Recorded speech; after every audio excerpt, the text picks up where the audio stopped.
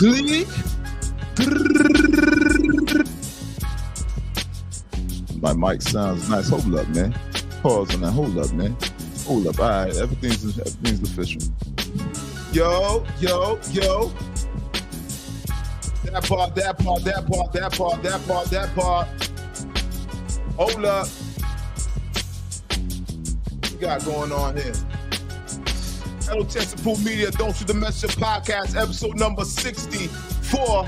Hold up. Most dangerous podcast on God's green earth. That part.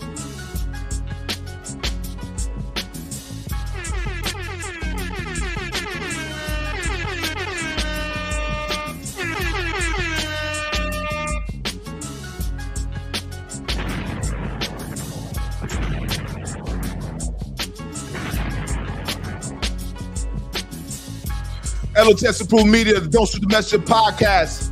You already know this info, episode number 64. Now listen, I need you guys, as soon as you guys come in the building, do me a favor, leave a comment section. We call that leaving your fingerprint. Let me know you in the building, family.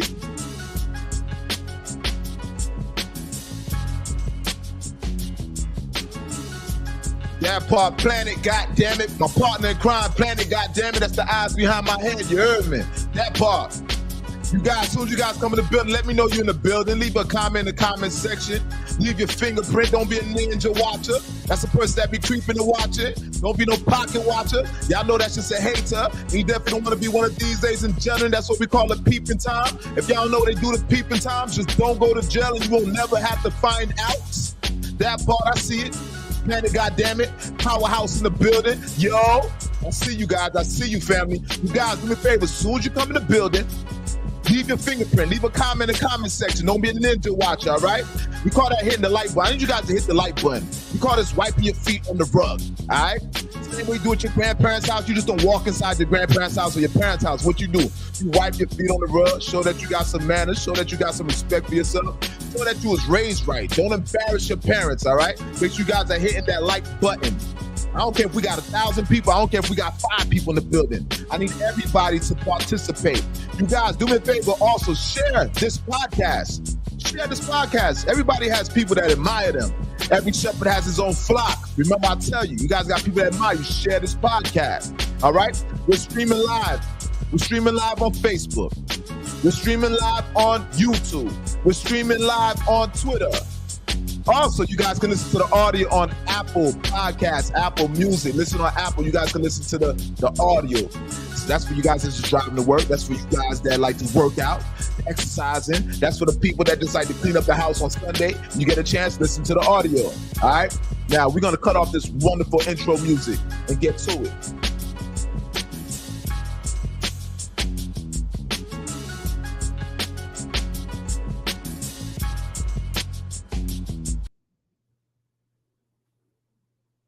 That part. L.O.T.S Approved Media. Listen, you guys, this is the most dangerous show on God's green earth. Remember, I tell you, hold up. Let me get some horns.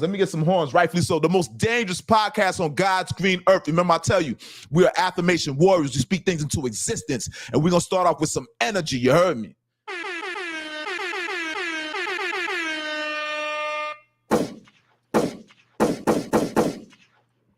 Now, you guys know how to say I'm the author imitated. The author imitated, but cannot be duplicated. They're incomparable. The one that they took their style from. I'm the one that I keep creating what they keep taking, all right? This is powered by L.O.T.S Approved Media, if you didn't know. And this is the Don't Shoot the Messenger Podcast, episode number 64. That part, all right? Like I always say, don't be a ninja watcher. It's a person that be creeping and watching. Don't be no pocket watcher, because that's just a hater. And you know we don't like pocket watchers. And you definitely don't want to be a peeping Tom, searching back and forth, looking through people's windows. Y'all know what they do to peeping Toms. Don't go to jail. You won't have to find out what they do to peeping Toms. Remember, I tell you. Now, this is going to be a very eventful day today. Nonetheless, this podcast, I would say you guys, is the most dangerous podcast on God's green earth. Hands down. This cannot be compared. This cannot be compared to no other podcast, no other show. Remember, I tell you. Now, we'll speak about a few things. First of all, we're going to talk about Fat Joe. Fat Joe actually went on an interview in which he said that 95% of his rhymes are fabricated. All right? So he's just fabricating 95% of his rhymes. Also, we're going to speak about 50 Cent offering to buy Revolt TV. All right? So listen, shots fired. You already know how 50 get at Puffy. Yeah, nonetheless, 50 wants to buy Revolt TV. Also, we know we got to speak about T.I. We got to speak about T.I. and his son King at the Falcons game going crazy on his daddy, calling his pops nigga and shit like that. Little nigga standing on business. That's the term for the week. That's the new term we're going with, standing on business. You see what King said? He's standing on business. You know I stand on business. That part, listen, shots fired. Shots fired nonetheless. King stands on business. Shots fired nonetheless. Let me get a bomb for that too. Get a bomb for King. That part. Now listen, we're gonna speak about some more things. Your man's Little Nas X. You guys know Little Nas X, he represents the LGBTQT alphabet community. All right. Nonetheless, Little Nas X, he said he's reached his Christian era. Hold up, man. Wait. Yeah, you heard right. Yeah, no, you heard right. It wasn't a typo. It wasn't a mistake. The man said he reached his Christian era. Little Nas X. You know what it's hitting for. All right. Also, we're gonna speak about Nardo Week. Nardo Week security guards. It looks like they knocked somebody out. They knocked them out cold. They put some beats to somebody. We'll speak about that. What do we want to start off with here first, man? What we get off with first? Oh, man, we gotta speak about this this divorce with Jenny Mai and Jeezy. All right, I think we need to start right there. Let's start right there. You guys, make sure you guys hit that like button. Make sure you guys are sharing this podcast. Let's get everybody acclimated, okay? I need everybody to share this podcast. This is episode number 64. Like I told you guys, we're streaming on 3 different platforms. We're on Twitter, we're on Facebook, we're on YouTube, and we're also on Apple Music, Apple Podcasts. So for the people that want to listen just to the audio, if you do not have no time to listen to watch the visuals, you guys can listen to the audio, all right? Now, you guys know as of recently, Jenny Mai, the girl from the View, you know she was married to Jeezy, all right? They've been all over the tabloids, they've been all over the internet. Everybody's been speaking about them nonetheless. But it looks like there's trouble in paradise and they're actually going for a divorce. So it looks like they're going into court proceedings now. They're going into the actual there's things that's being taken into court. Now, unbeknownst to me, I don't know if you guys knew this, but Jeezy and Jenny Mai, they had a prenup, all right? They had a prenup in place. First of all, I want to clap it up for Jeezy just for taking that provision, for him for taking precaution, for him to having the foresight to know to cover his ass. Let's clap it up for Jeezy.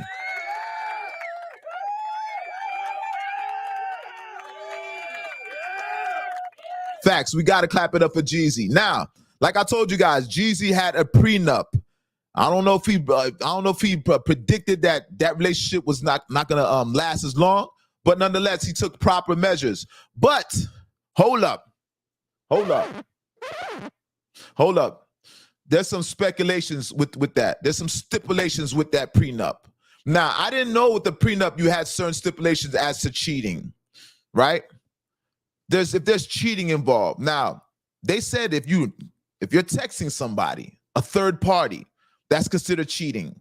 That can jeopardize the prenup. I was not aware of that. I never was aware of that. I didn't know there was stipulations to a prenup, all right? So cheating is a stipulation to the prenup, which might make it null and void. Also, if you're FaceTiming a third party, hold up, man. Wait. First of all, if you're texting somebody and you have a prenup in place, that can jeopardize your prenup. Hold up. Let me get a bomb for that. Second of all, if you're texting a third party, that can jeopardize your prenup, your prenuptial agreement. Jeezy has a prenuptial agreement set in place with his marriage with Jenny Mai, all right? So sexting can jeopardize your prenup.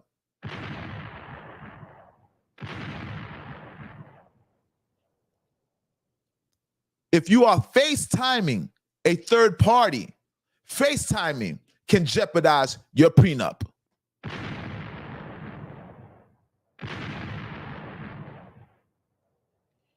All right, so I was not aware of these stipulations that come with the prenuptial agreement. A prenuptial agreement, that's so nobody's able to take the money. So when you guys sever ties, equally separate ties, separate and cut ties, nobody's able to take money from the other, right? And I'm pretty sure there's other stipulations, but in a nutshell, that's what a prenup is in place for. It's to basically to secure your wealth, secure your money, secure your finances, secure your assets. All right. But you can't jeopardize a prenup by cheating. And it's not just physical cheating. Now, if it was just a physical thing, then I say, okay. But I didn't know if you're texting a third party, that's considered cheating. If you're FaceTiming a third party, that's considered cheating. So there's trouble in paradise. Apparently, Jeezy has some issues right now. Jeezy's bank is being jeopardized right now. All right. And Jenny Mai is seeking some financial compensation. She wants financial compensation. Now, I had my speculations about Jenny Mai. Yes, I did. I had my speculations about Jenny Mai. She said some trivial things about black and white house. You know how some people, they like their coffee, they like the milk and then a little bit of chocolate in their milk and what have you. She made some correlation, some analogy towards that. And she left me under the impression that she likes white men, but she likes to dabble into the black man, right? Nonetheless, that's the slave master mentality, right? You guys know that's the slave master mentality. The slave master, he had the slaves in the back. He had the women in the back and the men in the back. And periodically, the slave master would sleep with the slave in the back periodically, right? He would run behind his wife's back, unbeknownst to his wife. I'm pretty sure his wife had some type of inclination because, you know, we as men, when we see a fat ass, we can't help but look at a fat ass. No matter, even if we're with a woman, we with our girl, we had to literally hold our neck and try to prevent us from looking at a fat ass. All right. And that's what the slave master went through. So the slave master, you can imagine, he got the slave. Let's paint a picture. The slave master, he has a slave in the back. He's telling the slaves to do this, to crop the field. You know what I'm saying? He brings the one slave that's a little bit lighter. He deems her to be a little bit lighter, and he invites that slave inside the house. Now, keep in mind, our black women are well endowed. They're well stacked, okay? Body composition, well proportioned. Black woman is well proportioned. It's inevitable. So the slave master sees the black woman, the beautiful specimen that she is, right? He invites her inside of the house. And when the slave master invites the woman inside the house, he can't help but be compelled to look at the slave's fat ass, the beautiful rump in the back, all right? And I'm pretty sure this is what happened in this case. I'm pretty sure this is what happened in this case. So it goes the same way with other cultures. So the white women fall in love. White women fell in love with the black man, all right? Chinese women, all other cultures, they fall in love with the black man. Remember, we as black men, our physique, we easily get in shape. I always get compliments inside the gym. About my physique. I've had Caucasians, shout out to my Caucasians, literally come up to me and ask me and be like, wow, you get so cut so fast. They're mesmerized by our physique. Other cultures are mesmerized by black people's physique. So nonetheless, it's not just the slave master that sleeps with the black woman, but it's also the white woman that wants to sleep with the slave too. The Chinese woman, shout out to all other races. But black people, we are the salt of the earth. Yes, we are superior when you're talking about our physique. It's not by coincidence. Can we call a spade a spade? Can I be honest here? Do I have to hide the fact that we're physically superior in some regards? All right. And in many regards, I'm being modest right now. All right. So now, Jenny Mai, prior to Jeezy, she was more interested in white men. And not to say interested, but I think she thought it was in her best interest to deal with a white man. All right. But nonetheless, a piece of her always liked the black man. So hence you have Jeezy. She fell in love with Jeezy. But what compelled her to like the black man? Does she like the black man for his struggle? Does she like the black man for his skin? Does she like the black man for his physique? Is her love for the black man, is it genuine? Is it genuine? Or is it just a fetish, right? So now she has a baby with Jeezy. They have a beautiful child. Shout out to Jeezy and the beautiful child. But nonetheless, she's seeking some type of financial compensation, right? The prenuptial agreement that was set in place has been breached at this point. Hold up. Let me get some bombs. The prenuptial agreement that Jeezy had with Jenny Mai, it has been breached, y'all. Jeezy is in trouble right now. His bank account's in trouble. I'm hoping that this man is switching things around. You know how they do in the corporate world? People start putting things in other people's names and start hiding money. I suggest that Jeezy start, well, let me not insinuate and do stuff like that and incriminate myself, right? But nonetheless, Jeezy's finances are at jeopardy right now. Jenny Ma's chasing that bag. And according to the stipulations of the prenuptial agreement, if you're sexing a third party, that's considered cheating. That's a breach of contract. That breaches the prenuptial agreement. If you're FaceTiming a third party, that also breaches the prenuptial agreement. Okay? If you're sexting, FaceTiming. All right? So, nonetheless, it looks like she found a loophole. She found a stipulation. She found a chink in the armor. All right? And I'm pretty sure that she's going to pursue it now. And it looks like she has no remorse for Jeezy. According to her, Jeezy cheated on her. Now, you know, black men, we don't cheat. All right, y'all? Black men, we do not cheat. But according to her, Jeezy cheated on her. So this is the reason why she has some type of way. She has the right to go after his finances. All right? There's some infidelity involved with Jeezy. All right? But we're not stamping that. All right, I'm not confirming that, nor am I denying that. Okay, shout out to everybody in the building. Shout out to Rudolph Balmer in the building. Shout out to Pierre Laminaire in the building. Shout out to Tosh Sis in the building. Shout out to Planet Goddammit in the building. All right, everybody tune in. The most dangerous podcast on God's green earth. Remember, I tell you.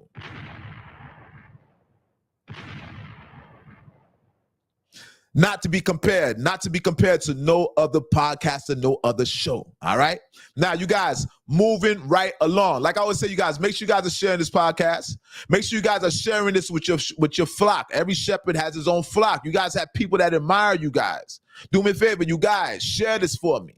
Share this. Let's get everybody acclimated. Let's get everybody enjoying this experience that we're having. All right. We're all family, you guys. We're in it together. I see you guys in the comment section. It's love. It's love here. Shout out to everybody. There's more people in the comment section. Hold up. Let me pull up some names. First of all, shout out to Powerhouse in the building. That part. You heard me? Powerhouse. Shout out to Pierre in the building. You heard me? That part.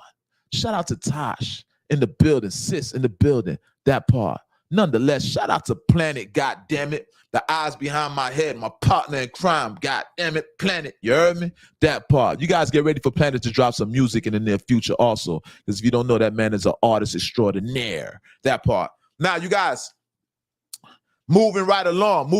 Listen, let's talk about it. So 50 Cent, you guys know 50 Cent has this strange, I'm not going to say infatuation, but he has a vendetta. Yeah. I think I can go with vendetta. Vendetta sounds very appropriate. 50 has a vendetta for Diddy. All right. Now, I have some type of inclination where this stems from, because a lot of people are wondering why is 50 so much on Diddy's ass, right? Pause on that. Hold up. Pause on the 50 on Diddy's ass. Pause on that. Hold up. Let me plug this thing in. Hold on, y'all.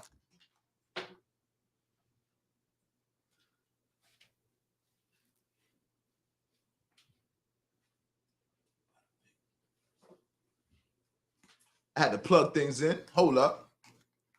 That part. All right, so 50 has a vendetta with Diddy, all right? He's constantly on Diddy's ass. But nonetheless, 50 now, he has an offer. He has a proposition for Diddy. You guys know that Diddy, as of recently, because of all the allegations, the sexual assault allegations, him recently settling the lawsuit with Cassie, all right, giving us some M's. He gave Cassie some M's. Yeah. Cassie's sitting on some guap right now. All right, but nonetheless, 50 has an offer for Diddy. You guys know Diddy recently had to step down as one of the chairmen of the board of Revolt. A lot of companies are detaching themselves from Diddy. A lot of companies are right now removing Diddy from the equation. Now, I don't know how far contractually, obviously, Diddy has to sign off on certain things, but just for him being the face of the company, nobody wants Diddy the face of their company. Diddy's face is dirty at this point across the board. Nonetheless, Diddy had to step down as chairman of the board from Revolt TV.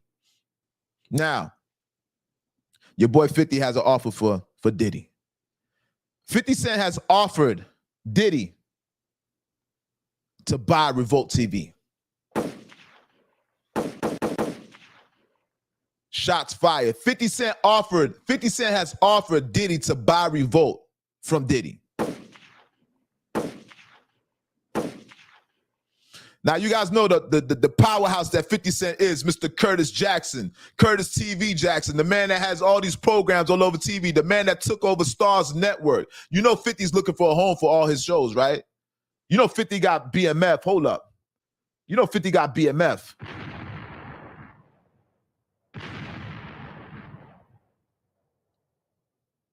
You know 50 got power, right?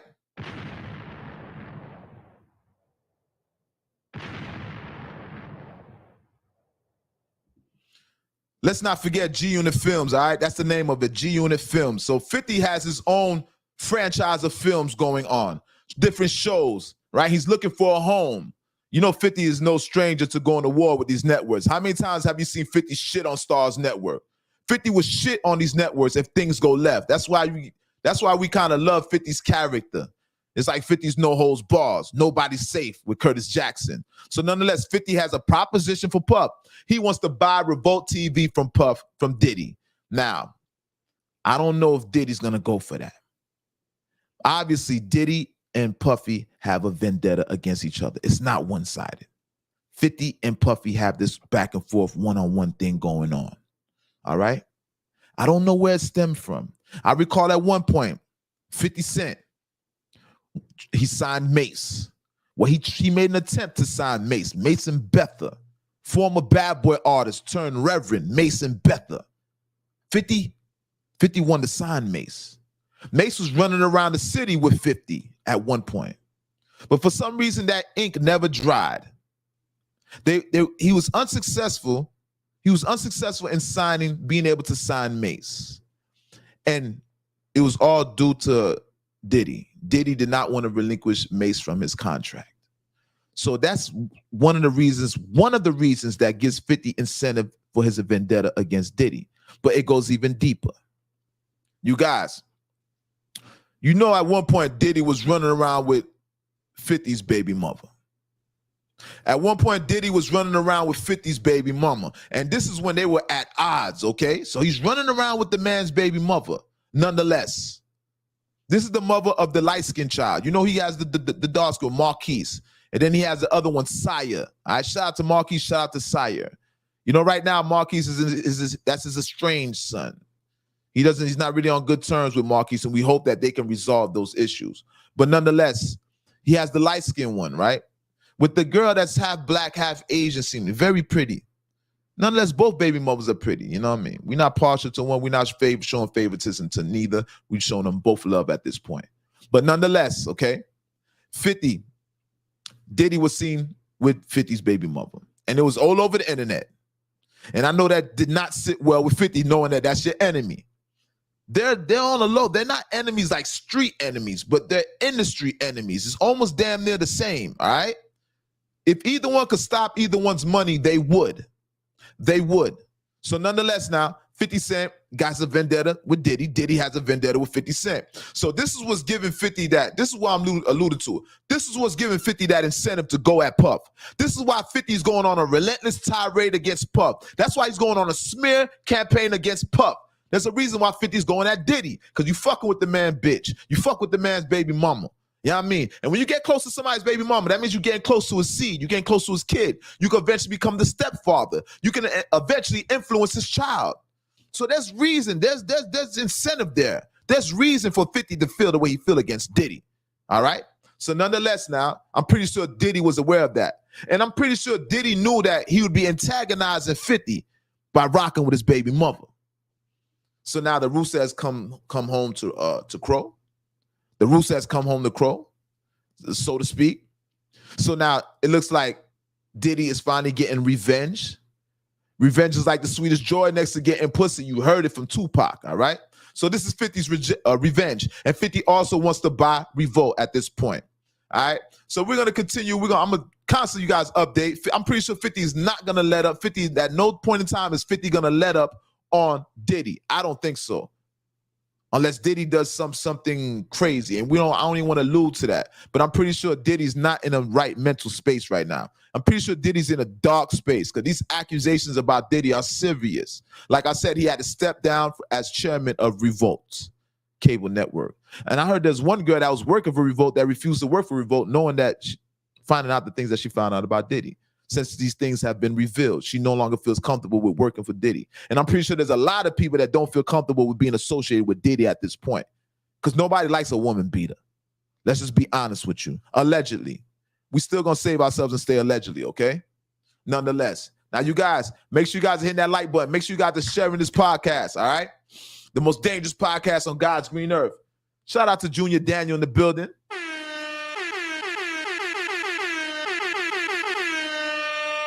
Shout out to Junior Daniel in the building, that part. Now, you guys, let's see what else we got here. Man. Before we get into this whole King and T.I., I want to get into the King and T.I. thing. I'm going to get into that. But at first, I want to speak about Fat Joe. Now, Fat Joe, as of recently, Fat Joe spoke about how, I don't know what interview he was on, but Fat Joe spoke about how 95% of his lyrics are imaginary. They're just a mere stretch of his imagination. Now, we all know Fat Joe's track record, right? You guys know Fat Joe has a track record. Them Spanish niggas, all right? He's one of the most serious Spanish niggas in the game. And some would say Fat Joe is undefeated in the eyes of hip-hop. All his adversaries, seemingly, they fell to him. They fell victim to him. I recall at one point, even with 50 Cent and all that, Fat Joe kind of stood tall, though 50 did clown him at the award show. But nonetheless, it seems like Fat Joe's track record is flawless. Now, we don't know what's going on in the background. I'm pretty sure everybody has a chink in their armor. Let's be serious. But the way we view Fat Joe, we see Fat Joe as somebody that's flawless, right? His character is flawless, nonetheless. But Fat Joe went to say, Fat Joe says that 95% of his lyrics are exaggerated. They're imaginary. They're just a misstretch of his imagination. Now, that sounds like damage control to me, Joe. I'm going to be real with you. Now, in reference to Don Cartagena and all that, you know how in hip-hop we exaggerate, especially when we talking about when we meet in the plug and we flying out to Colombia and we picking out the crop, and you know what I mean? We meet the plug and we on the like American gangster. Yeah. That's all exaggerated. No doubt. That's all exaggerated. But nonetheless, Fat Joe is trying to leave people under the assumption that everything that he says is imaginary. But his track record exceeds himself. When people speak about Joe, they talk about Joe, how he sold crack in the Bronx. Joe speaks about the encounters that he had with certain people throughout his area in the Bronx, New York, all the way to jail. The way Joe is so courageous. Fat Joe is very courageous. Like, he doesn't see nobody. And I'm a street dude, so I find him to be genuine. When Fat Joe talk, I don't see no cap in his talk. So sometimes I think Fat Joe's doing damage control. I think Fat Joe's seeing so much money right now. He's so much endorsements right now. He knows it's not good for his image. He doesn't want his track record to catch up with him. He doesn't want his reputation to catch up with him. So he's copping out. And he's saying that everything that he did is 90% imaginative. He's just exaggerating, okay? Yeah, I see that. I see the reason for him doing that. He's a very smart person. And nonetheless, I think that's genius, all right? So let's clap it up. Let's clap it up for Fat Joe. Because by no means do I believe Fat Joe didn't do 95% of the rhymes that he says, all right? But let's clap it up for Fat Joe nonetheless. AKA Don Cartagena, Jose, Jealous One's Envy. You remember that album? I think that album went platinum, all right? The general of the terror squad. Rest in peace to Big Pun.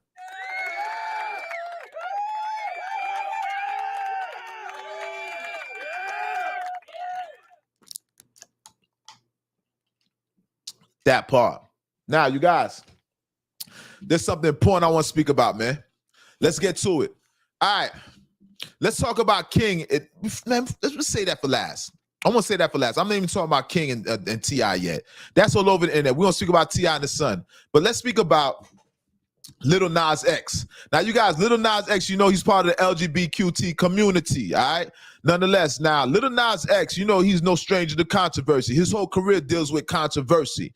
Little Nas X is seen, I think he had a Nike He had a Nike where he put the devil on it, Satan. So he did satanic imagery. He does all this when he does his shows, he's always doing something controversial, something that would be deemed demoralizing. Morally, it'd be considered wrong. He's always testing the boundaries of morals. He's always trying to debunk tradition. He's not a traditional man. He's trying to usher in this new age of LGBTQT and gay community. He's at the helm. He's at the front of the gay community. All right. So he's trying to dispel all these politics, these traditions, and these rules. So it seems like this man has had a turn of leaf, so to speak. Little Nas X says he's reached his Christian era. Hold up. Wait 1 second here. Little Nas X reached his Christian era. So now he's mixing this. He went from presumably devil worshiping, showing devil imagery on his Nike, kissing men on stage, grown man wearing hoochie shorts on stage, dressing up in women's clothing and Nicki Minaj. This man now says he's converted to his, not saying he's Christian converted, but he's going into his Christian era. Now, I got to chalk this up as clout chasing, as trolling. Little Nas X must be trolling at this point. He cannot be real. This definitely cannot be real.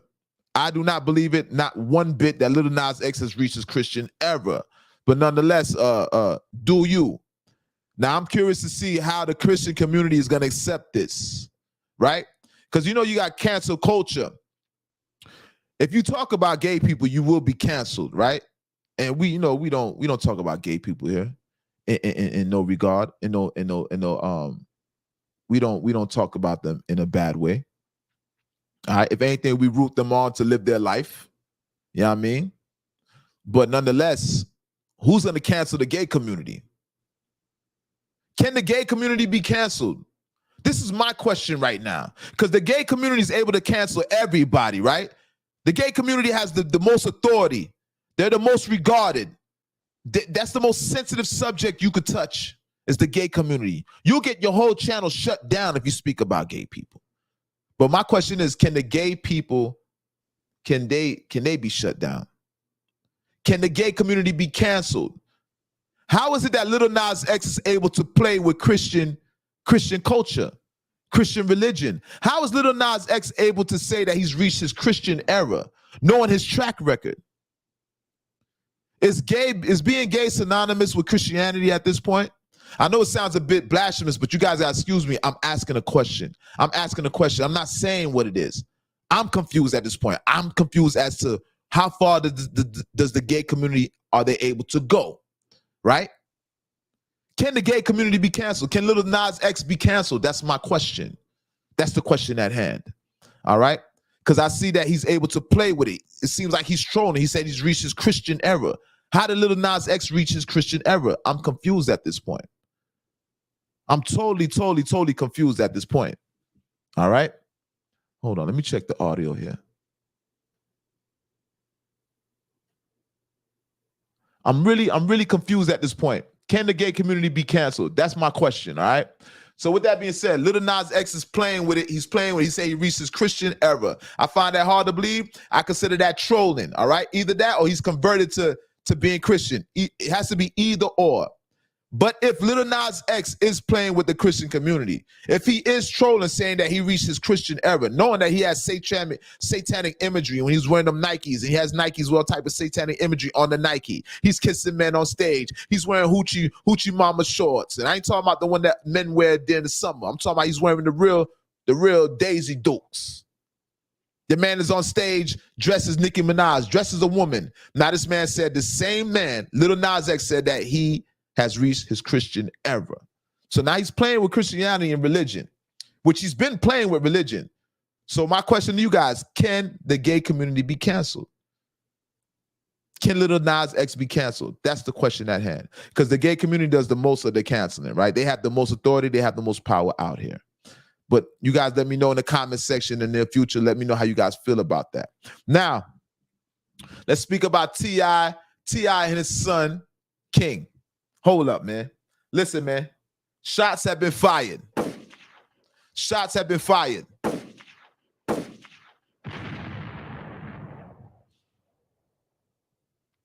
I don't know if you guys had a chance to watch the internet and see what's transpired, okay? T.I. was at a Falcons game with his son, King. King is the light-skinned one, the one that looks a little bit different. We're going to say that. He looks unique. I think that's more appropriate, right? He looks unique.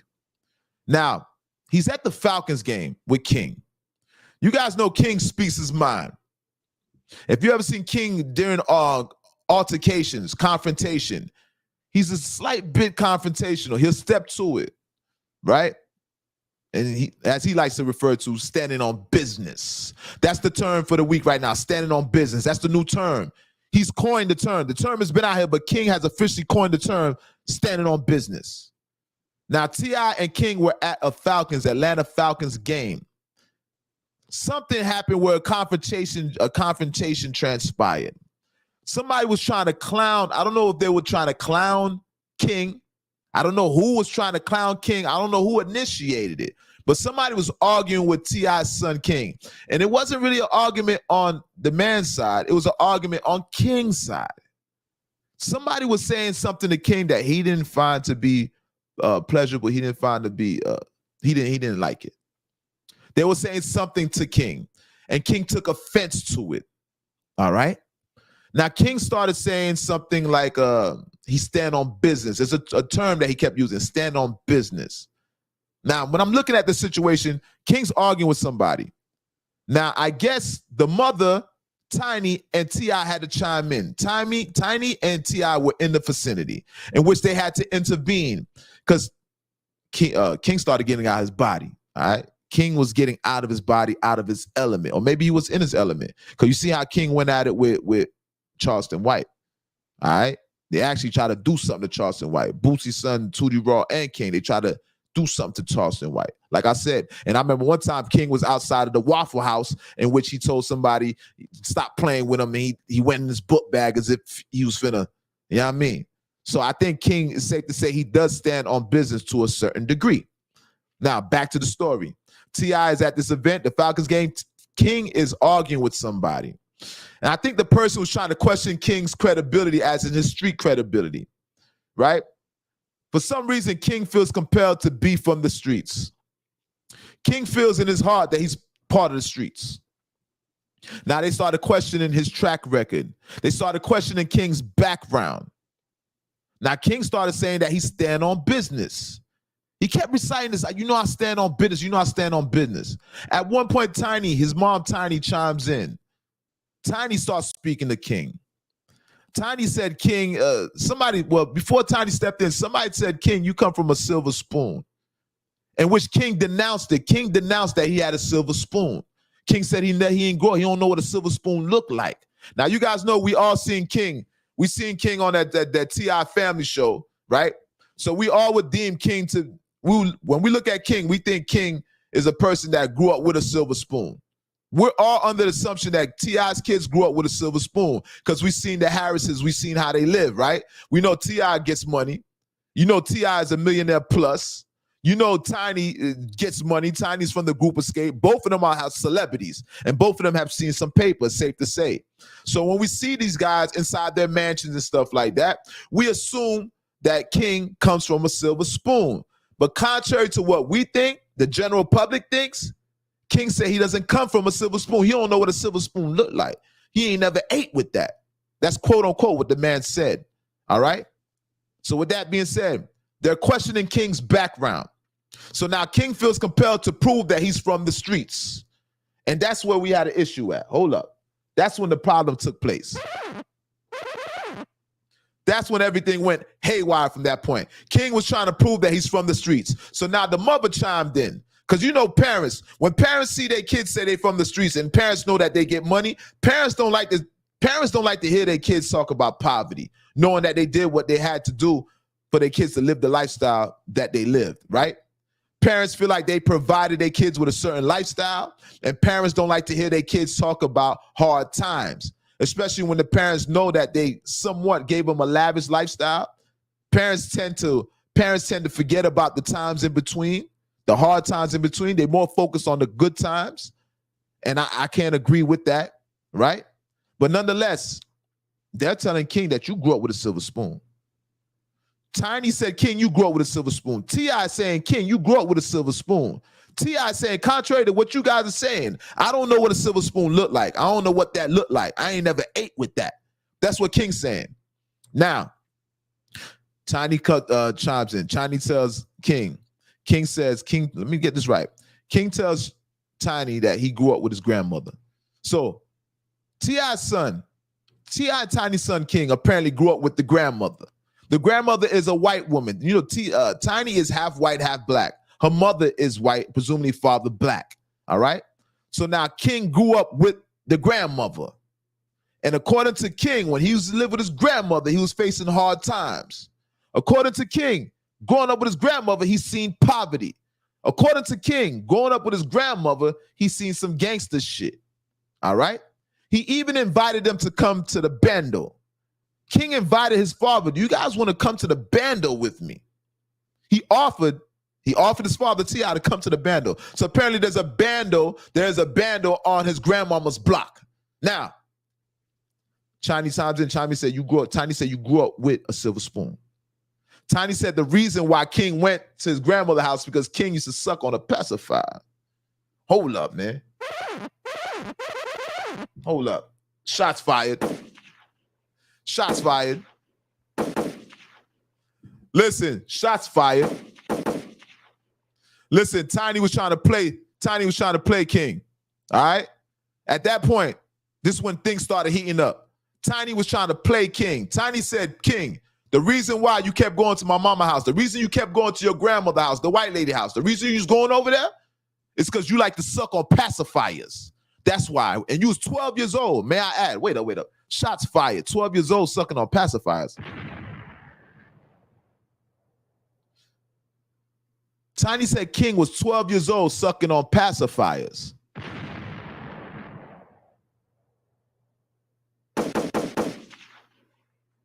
Shots fired. Listen. Now, King never denied that. Never at one point did King deny. King said, yeah, y'all want to talk about the pacifier, but y'all not talking about the real. This is what King's talking about. So King said he grew up at his grandmother's house and he's seen poverty. T.I. chimed in. So at this point, King is going back and forth with his mama. Now T.I. chimes in. T.I. tells King, King, have you ever grew up with a roach on your face? Yeah, he asked him. He said, have you ever grew up with a roach running across your face? Now, you guys know if you're from the hood, if you've seen poverty, you've seen roaches. If you ain't never seen roaches, you ain't never seen poverty. You ever cut on the kitchen light and see over 15, 20 roaches? Have you ever cut on your kitchen light and see over 20 roaches? The big ones. You know Florida, the big ones, the palmetto bugs, the big roaches? You know the flying roaches? You know how Florida got the flying roaches? Have you ever cut on your kitchen light and seen roaches? That's what I'm asking you, my good people. This is poverty. And we're not bragging about poverty. We're not condoning poverty. We're just, remember, when you're telling the truth is not a diss. The truth is not clout chasing. You can't take the truth as disrespect. He's just telling the man, have you ever seen roaches? Has a roach ever crawled across your face? And you know what King replied? King replied and he said, that's not the goal. Fact though. That's the fact. That's not the goal. The goal is to get paper. The goal is to not to be in poverty. The goal is to live in a house with no roaches. That's the goal. But you have to reach to that goal. You have to reach that point. All right? So King is going back and forth with T.I. to the point where King referred to his father as a nigga. He said, nigga. King was out his body. Hold up, man.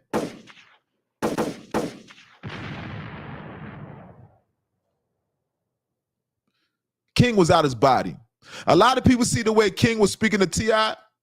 People say they would have flipped their kid on their head. They said they would have took their kid to the back of they was at the stadium where the Falcons play. Somebody said they would have took him to the corner where there's no cameras and gave that boy the beats, handled him. Most fathers would have definitely put their hands on King. Now, to T.I.'s defense, T.I. did kind of put King, I don't know if he had him in a headlock, but he definitely was scuffling with King at one point. T.I. quoted saying, "You can't do nothing with me." T.I. told King at one point, "You can't do nothing with me." So he did handle him slightly, but to be quite honest with you, I don't think it was enough, but maybe it was enough. Maybe it was enough. Maybe violence wasn't the answer, all right? Especially in the public eye. That whole situation, just from the breakdown of the whole situation, this thing happened in the public eye. Everybody was watching an audience. Everybody was watching in awe. Everybody was basically an audience. There was an audience around them. So this is father, son, and mother going at it in front of everybody. That's really embarrassing. That's embarrassing on all parties, not just King's part embarrassing, but it's embarrassing to T.I. and it's embarrassing to Tiny. And that's what T.I. was saying. You are embarrassing yourself. And in turn, you're embarrassing your whole family. All right? So apparently King is under the assumption that he's from the streets. Apparently he believes that he comes from hard times, though he's never had a roach run across his face. He's never had a roach run across his face. But he believes that he's from hard times. Now, King, at one point, King said, "You guys had me behind the gate. I didn't want to be behind the gate." I'm quoting King now. King said he didn't want to be behind the gate. King said he wanted to get from behind that gate. So King didn't want to be with the silver spoon in the mansion and all that. King was compelled to go to the streets. Now, I don't know what makes him compelled. There's some obvious factors that you could factor in. The point that King father's from the streets. So you see kids, I noticed that. I noticed that kids, the younger generation, your nephews, your kids, they want to emulate Pops, especially if Pops is from the streets and they come from silver spoons. Because something about the streets is like, it gives you your stripes, right? You're battle tested. You're battle tested. It's messed up, but it's the truth. And a lot of these kids, they feel like because they're not tested, they don't have those stripes, they feel like they're not valid. They feel like their gangster's not valid because they do want to be gangster as opposed to just being a man. Like as if being a man is not enough. As if being a man is not standing on business. These kids want to be perceived as gangsters, right? Because you know the lifestyle of a gangster is people are amazed by that. People are amazed by the lifestyle of a gangster, all right? To the point it becomes interesting. And to the point they make it their goal now. They want to emulate the gangsters. They want the same accolades as the gangsters. They want the same respect that the gangsters get. Because gangsters do get a certain type of respect as opposed to a kid with a silver spoon. But what people fail to realize is, you know what comes before being a gangster? A man. A lot of people fail to realize, you know what comes before being a gangster or a thug? A man. You can't never put no gangster before the man. Some niggas are gangsters, but they're not a real man. Some niggas be thugging, but they not a real man. A real man handles his business. A real man has integrity. Because you a thug, that don't mean you have to have integrity. Because you a gangster, that don't mean that you have to have integrity. But a man has to possess those two things. That's why women be like, oh, you got to be a real man. Not to say it like that, but they're telling the truth. The man comes before the gangster, the man comes before the thug, period. But these kids fail to realize that. Because they so infatuated with the gangster lifestyle. And you know that gangster lifestyle, you know how they display it. You see it on TV shows, movies. You know what I mean? People admire that lifestyle. The lifestyle is fabricated at certain points. All right? So this is what T.I.'s son wants to emulate. He wants to emulate a gangster. King wants to be a gangster, nonetheless. But I don't think he meets the criteria of a gangster. He doesn't meet the criteria of a gangster. He don't check off all the boxes of a gangster. I think King is more of a man than a gangster. Because to King's credit, to T.I.'s son credit, I think he would stand on business. I think that Jit would shoot somebody. We don't want to see him shoot nobody. No, we don't want to see that. But I think he would stand on business. I think he would step to a nigga. I believe King would step to a nigga. I truly, truly, truly believe that. Right? But King wants to be a gangster. And that's where he failed at. King, leave that gangster shit alone, King. Leave that gangster shit. That gangster shit is fabricated. Trust me. 80% of these niggas that saying that they're gangsters would snitch. 80% of these niggas that claim to be gangsters don't have no integrity. Because you're a gangster don't mean you have to be honorable. Because you're a gangster don't mean that you have to take care of your kids. Because you're a gangster don't mean that you have to be manly and do manly shit. Because you're a gangster don't mean you have to get up and work every day from the sweat of your brow. Let me tell you, being a gangster is not, I'm not gonna say it's a myth, but it's fabricated. And that's what people gotta understand. It's only 15 to 10% of the gangsters that are actually solid. I'm just keeping it all the way a stack with you guys. 80% of gangsters are bullshit. What's the sense of being a gangster if you got no integrity? What's the sense of being a gangster if you don't take care of your kids? What's the sense of being a gangster if you're a liar? What's the sense of being a gangster if you're not honorable? People just think that being a gangster is being foul, it's being cutthroat, it's killing somebody. No, it's about killing somebody for the right reasons. A lot of people are gangsters for the wrong reasons. They're killing people for the wrong reasons. So everybody that's chasing that gangster shit, they don't know how the gangster shit is exaggerated. They don't know how that gangster shit is fabricated. 80 to 85% of gangsters are not like that. And I mean all the way around. So that's what I'm saying. The man comes before the gangster. Being a man comes before the gangster. Because being a man, you have to be honorable. You're not considered a real man if you're not honorable. You're not considered a real man if you don't take accountability. A gangster ain't got to take accountability. Gangsters snitch out here. A gangster will set you up. Gangsters get jealous and set you up. A gangster will do something to you if his bitch like you. Gangsters don't have to have integrity. A man does. A man has to have accountability. A man has to take care of his wife and his kids. A gangster don't got to take care of his wife and kids. A gangster don't have to be honorable. The man comes before the gangster. That's what people don't understand. Man comes before the gangster.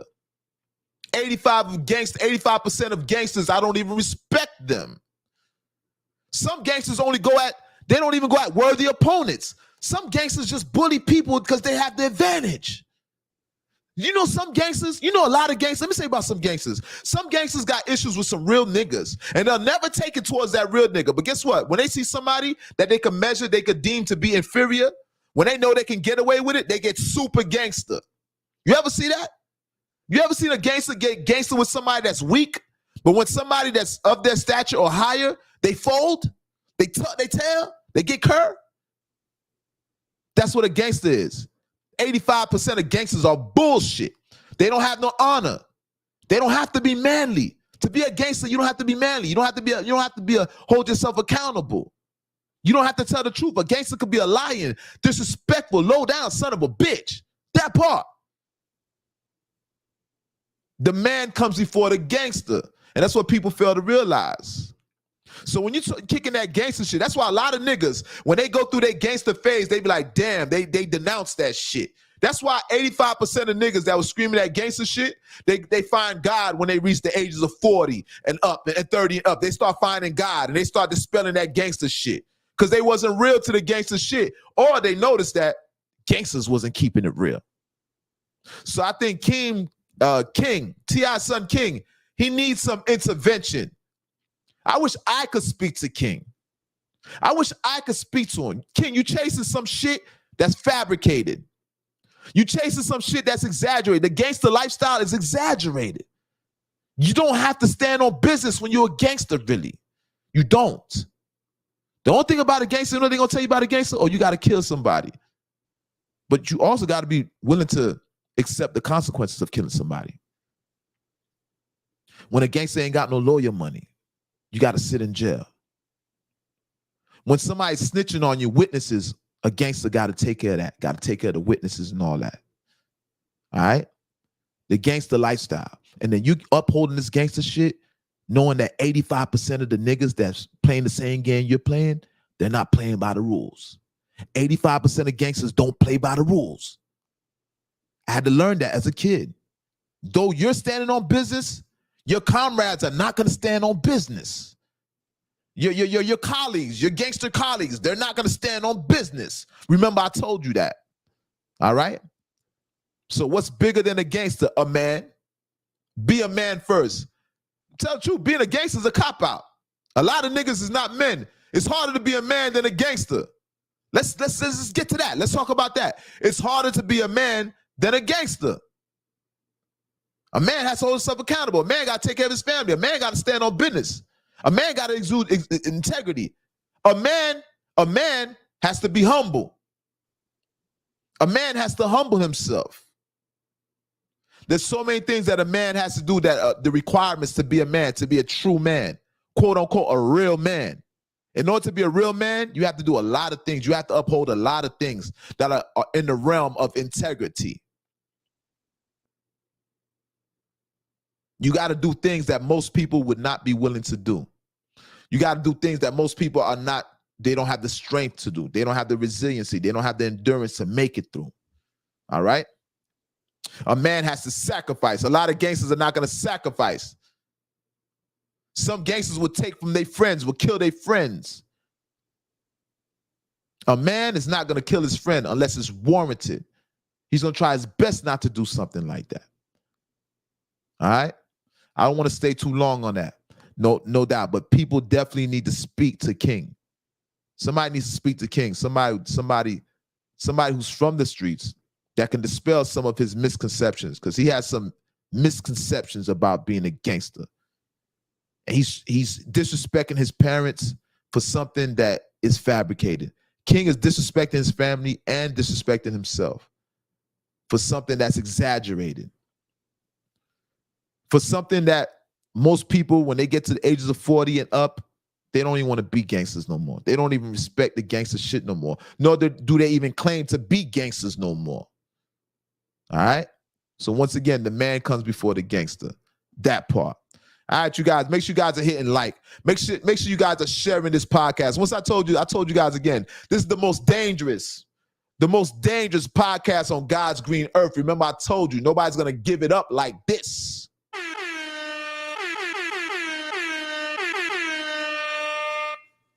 You have to live that lifestyle to talk about this.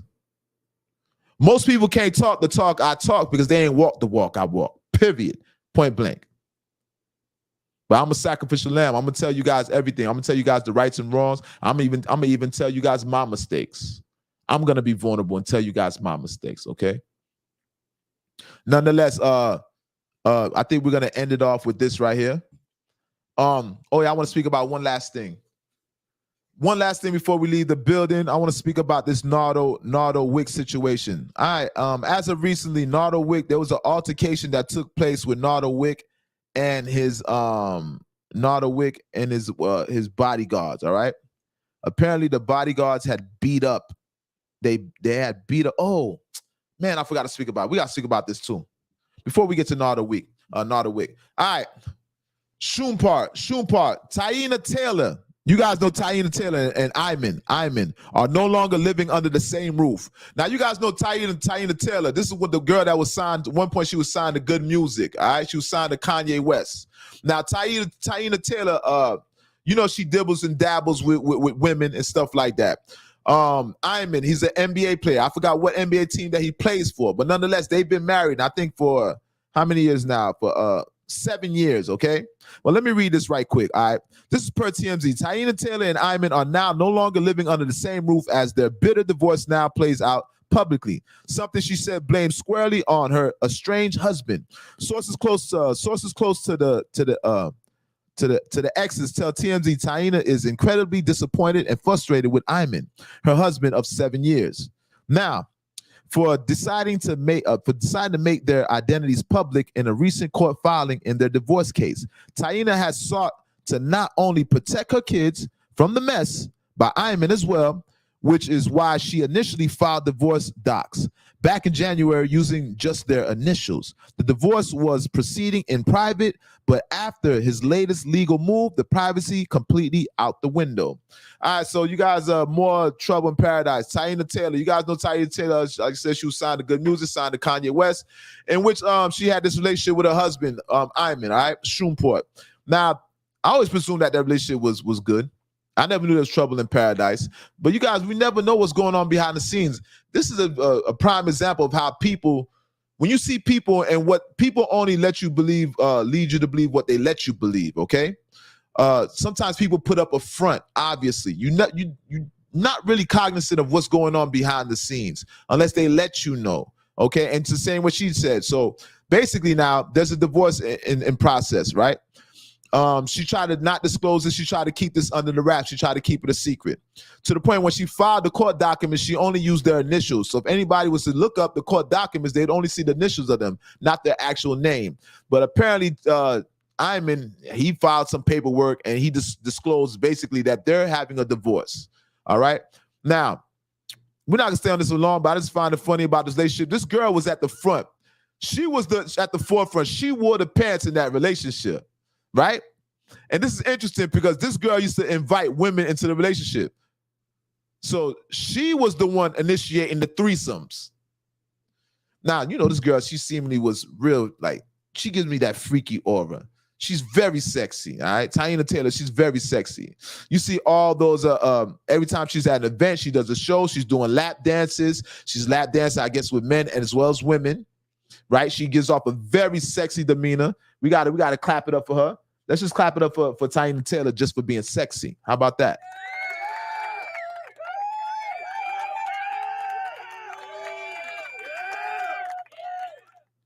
But at the same time, it's sad.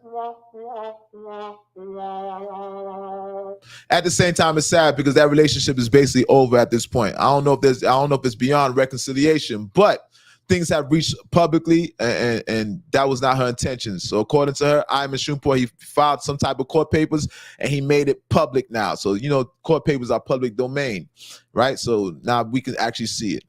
Nonetheless, like I said, she was the initiator in the relationship. She used to bring in women into the relationship. And I just found that to be interesting. But nonetheless, shout out to them. I don't want to stay too long on that. And just finish off with what's the name? Let's speak about this, which is really not necessary, but we can still speak about it. Let's speak about N.O.T.S. All right. Hold up. Wait up. Hold up. You guys, make sure you guys are sharing this podcast, all right? Don't be a ninja watcher, this person that be creeping and watching. Don't be no pocket watcher. This is a hater. And you definitely want to be a peeping Tom. If y'all know what to do with peeping Tom, just stay out of jail and you won't have to find out that part, all right? Leave your comment in the comment section. As always, we call that leaving a fingerprint, okay? Hit that like button. We call that wiping your feet on the rug. Show respect. Shows that you was raised right and hit that like button. That part. All right, we leaving off with this. Police investigation. N.O.T.S fan beat down. Says they are honing in on two suspects, releasing photos of the men that believe carried out the brutal attack captured on video. The Tampa Police Department tells TMZ the men in the photos are suspects in their ongoing investigation, and they are accused of having direct involvement in the felony battery. Cops tell us tips from community members help lead them to the suspects, and they've ruled out previous suspects. Blase, wah, wah, wah, wah. We don't care about that. To be honest with you, I don't care nothing about that. I hope the suspects get away, whoop-de-whoop, but at the same time, whatever God permits, it shall be. I'm not saying that the fan deserved to beat down neither, right? So I have no horse in that race. But this is not no police channel. We don't wish things on people. But nonetheless, there was a N.O.T.S fan got beat down. You know what I'm saying? Shout out to the fan. I hope a speedy recovery. And nonetheless, and N.O.T.S, he did some damage control in which he did apologize, and he said that he did not condone that beatdown. So for the record, N.O.T S, all right, she loves me not. Man, that kid got some fire music. Fire music. I can't remember one song. There's one song that he has that plays in the strip club, and every time N.O.T S song goes off in the strip club, I go crazy. Go crazy for the song, all right? That kid is fire. He's out of Jacksonville, Florida. But nonetheless, you guys, we're about to bring this to an end, all right? Once again, this is the most dangerous podcast on God's green earth. Remember, I told you.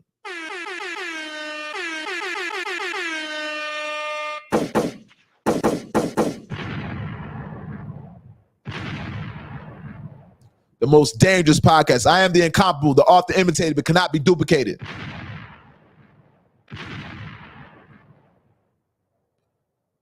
I'm the trendsetter. I'm the one that they took their style from. I'm the one that keeps creating what they keep taking. You guys know there's other bigger platforms that watch me, all right? They watch me. They take from the sensei. Nonetheless, I'm happy to inspire you.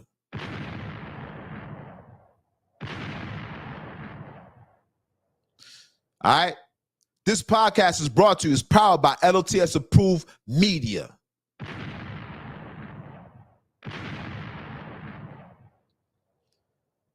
And I want to welcome everybody to the Don't Shoot the Messenger podcast. episode number 64. Now, let's get some outro music going. You guys, make sure you guys share this podcast for me, all right? Like I said, everybody got their own shepherd. Every shepherd has his own flock. You guys got people that mind. You guys, make sure you guys are sharing this podcast, all right? Let's get this podcast out there, that part. Bada bing.